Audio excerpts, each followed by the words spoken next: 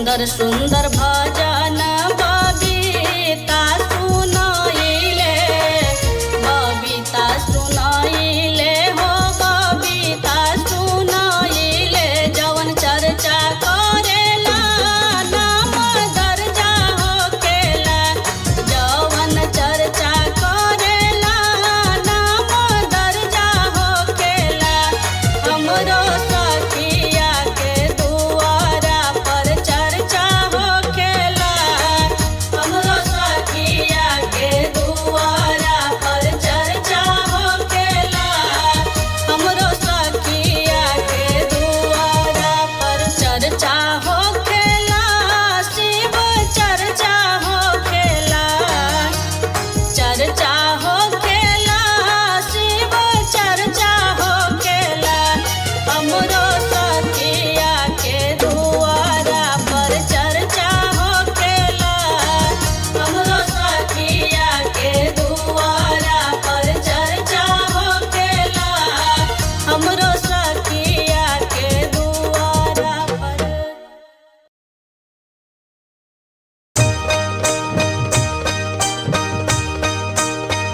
अपने लोकें सुन रहल छी मधुर मिथिला म्यूजिक के प्रस्तुति।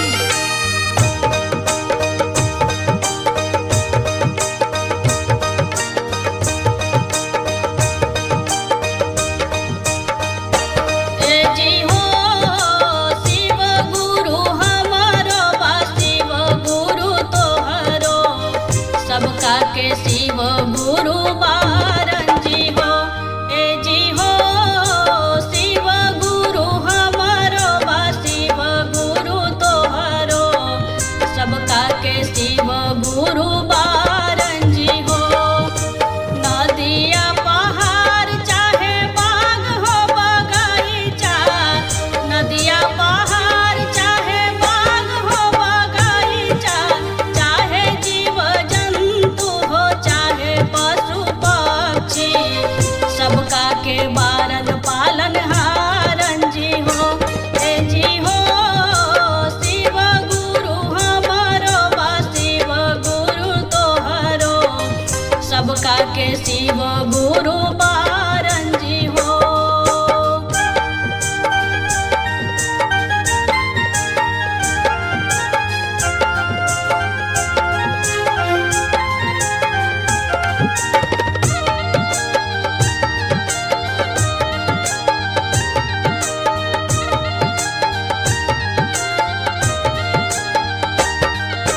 पूछियो ना दिखे शिव गुरु जी के बिना, गुरु जी के कृपा त होखे सब दीना।